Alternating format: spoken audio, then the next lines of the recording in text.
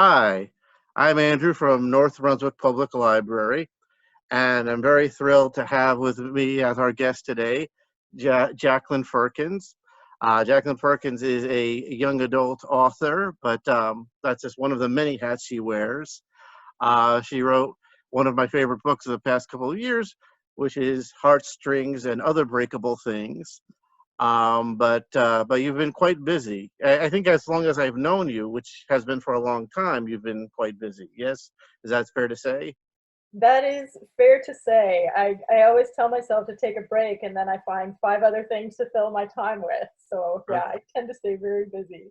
Well, I saw from Goodreads that you're actually working on three different books now. Is that correct?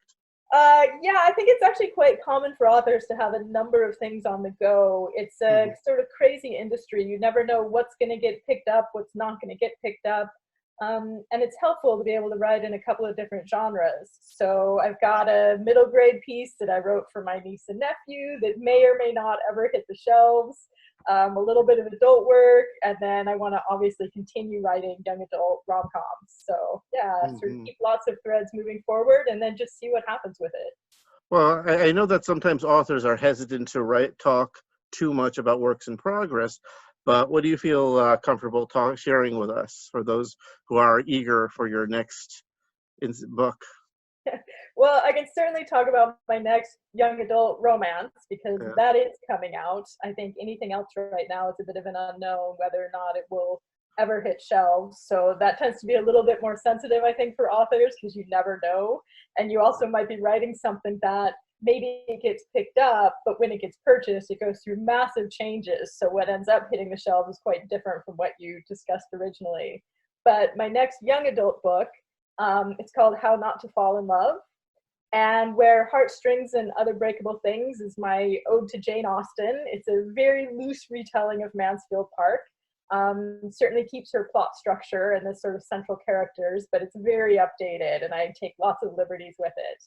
So How Not to Fall in Love goes back to one of the pieces that I absolutely adored as a teenager, which was Cervantes' Don Quixote. I just found that sense of open joy, that sort of fearlessness about love and adventure and excitement. And I think often when we're, especially when we're teenagers, but frankly, no matter what age we are, there's a kind of internal struggle about how much do we self-protect and how much do we just open ourselves up and we're vulnerable and we risk our emotions. So that's a lot of what gets explored in Don Quixote, of course, in a very different setting and with different stakes to things. But taking that sensibility and putting it into a contemporary young adult world. So I have the two characters who I draw very much from the original source material, where you've got the absolute hopeless romantic who will just throw himself fearlessly into anything. But of course, what tends to happen is you get crushed over and over and over again. And then I have the cynic on the other side of that story who's like, no, what, you've got to protect yourself by all means. Don't go crazy. Anything you can do to withhold. And it's the two characters together sort of through the book having that dialogue about, yeah, how much do you risk and how much do you protect? I see. And now I understand this is set in the world of theater as well. No, that's a No? different book. So yeah, Oh, I'm so the sorry. book It's a different book. that's okay. The book that I comment on Goodreads is one that hasn't reached anybody in terms of moving forward. But I I do see. have a young adult novel that I have been working on that is set in the Backstage theater world because, as you know, Andrew, we met in college and we Sure. were both doing theater. Right. So my background before becoming an author, and what I still actually do full time, is I work as a costume designer. And one of the things that I want to at some point get into a book world, however that is more of the backstage theater world. I think often backstage theater artists and backstage film artists are sort of represented as people who wish they could be actors, but failed at it or aren't confident enough or didn't get cast, so they get stuck making the clothes or hanging the lights. And I feel like actually there's a whole world of people who does that stuff because we love it, not because Hmm. we're sort Right. of in the fallout.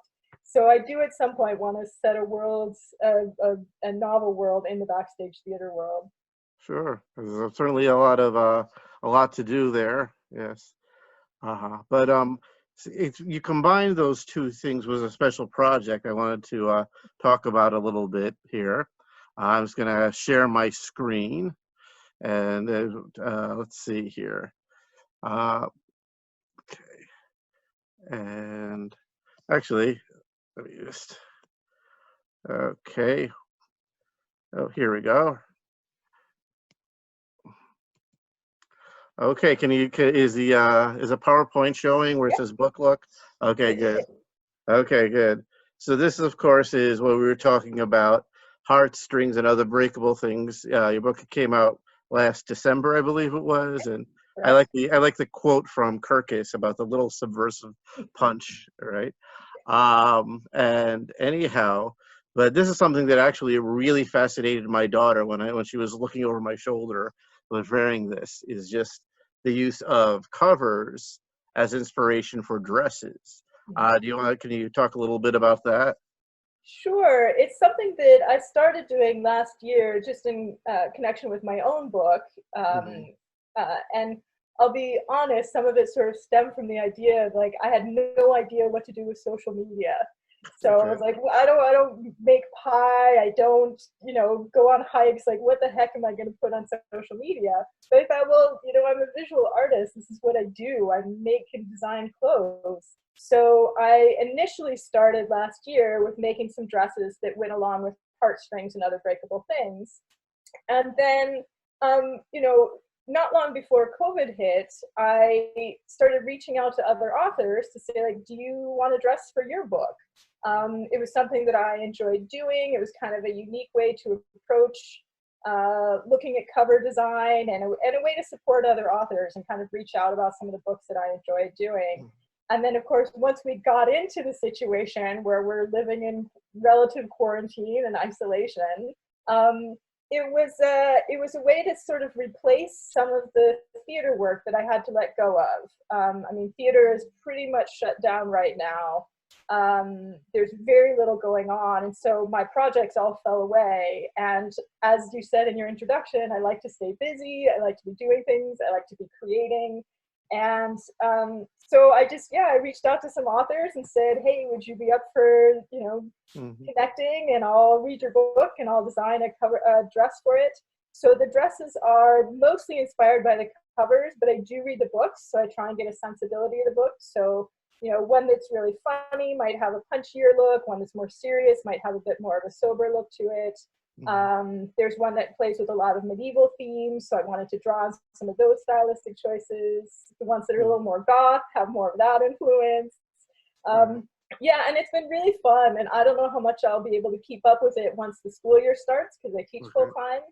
But yeah, it's a great way to just connect with other authors and say, hey, I loved your book, and here's a kind of unique way to look at it using a skill set that I have that I don't think a lot of people have. Right. I particularly like the arrow on the hood dress. Yeah. I thought that was a very nice touch. Speaking of classes, are you, do you know, now you teach at the University of British Columbia, Correct. and now do you know where you stand now in terms of how much teaching you'll be doing virtually or anything like that? The plan right now is everything is virtual for the upcoming year, but with some Right. flexibility for that in the spring term as we see what happens. So, like Mhm. right now, we have a lot of production work that's on the table that may be done in Zoom rooms, may be done with a tiny audience and the actors in their own clothes, may be more fully produced. So we're sort of trying to approach working on the artwork with a sort of flexible, we'll see how it goes, we'll see how things develop, but the actual classes are going to be online. So Okay. the hardest one for me is I teach costume construction. So Mhm. I'm making all these packets of Regency gowns and all the materials and samples, and I'm shipping them all over to people to sew at home. And we'll see how it goes. Okay. It's gonna be crazy and Mhm. challenging for everybody. But I also think that we'll get through it. People will learn some things. I think that in some ways right now, taking classes is a way to connect with other people, a way Mhm. to have something going on in your life that has nothing to do with just trying to get through the day and the isolation of it. So I think it'll be useful for a year, but it will definitely be different than the year we would have if we were live. Right. Do you find that teaching and or costume design and art and writing in general, that they inform each other, that when you learn for something for your writing from your teaching, and vice versa, for example? Absolutely. They all link together. I mean, the design and the writing are tightly, tightly tied. Ultimately, I've made a career out of creating characters and worlds, and that's what I do as a writer as well. So there's a lot of imagery in my book. I try not to be heavy-handed about it, but it is woven in there. So like, if you wanted to analyze it, not that I write the sort of books that I think someone's going to sit down and analyze. I write for pleasure reading. But, Mm-hmm. like there's a whole theme about the color blue. There are themes about what happens in high spaces and what happens in low spaces. And the same sorts of thought I would apply to designing a stage set or a set of costumes, I put toward the visual language in the book. Again, trying to keep it not heavy-handed so you don't feel like you're reading a symbolic novel, but it kind of influences how you maybe perceive what's going on. Mm-hmm. And then with the teaching, I mean, my students teach me stuff every day. This is a librarian as well, right? Like you're interacting with the people who Mm-hmm. you're sort of mirroring in the worlds.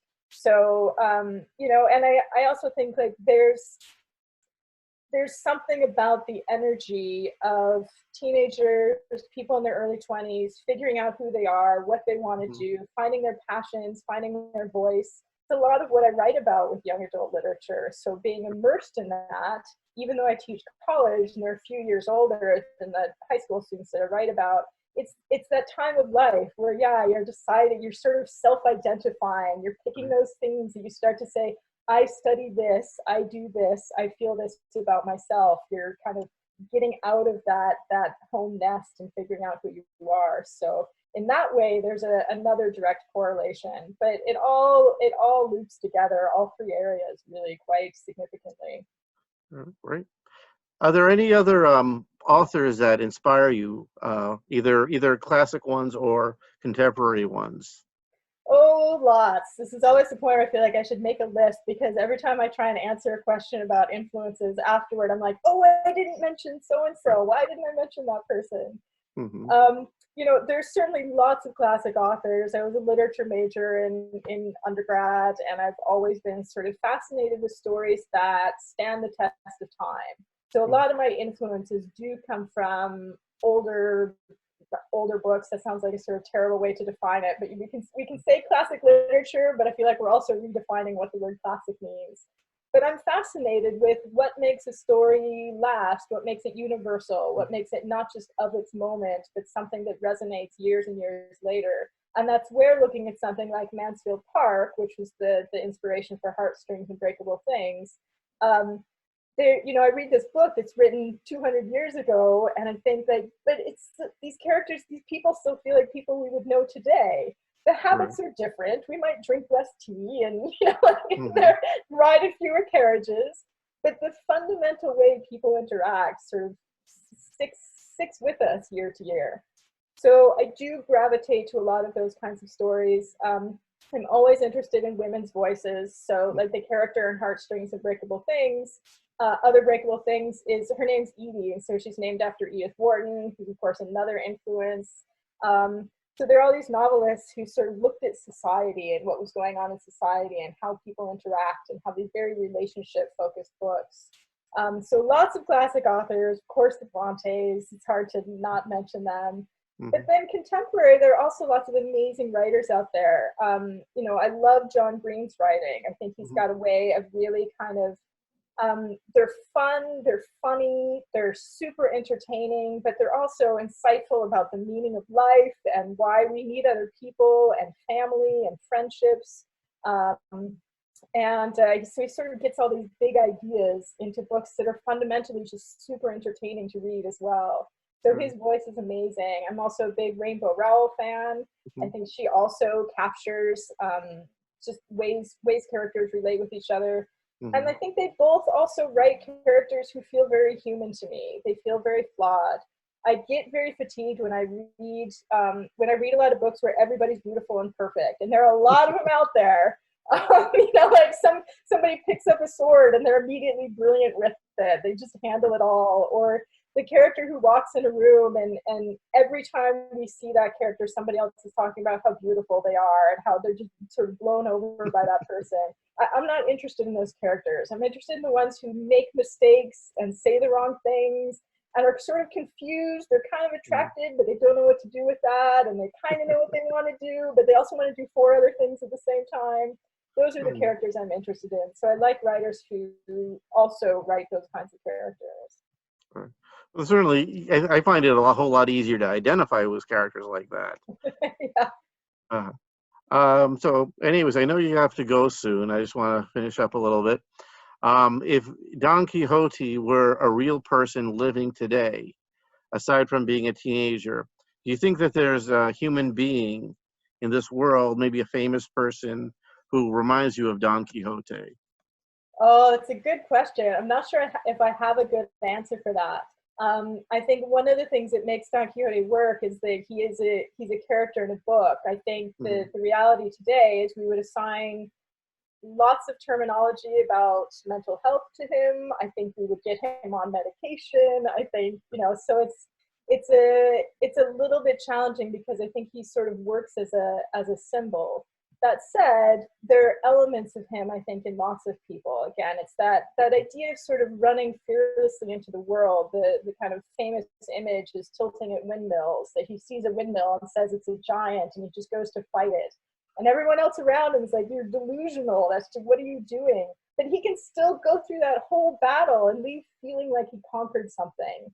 So I do think that sense of indomitable spirit and willingness to just grab onto your convictions no matter what the world says to you, I think that still permeates our world, but it's in kind of an extreme in fiction. I think that's one of the things that I've enjoyed taking that character into another form of fiction, is I can also make him a little bit larger than life. But I'll have to think about that, like who would be the modern parallel.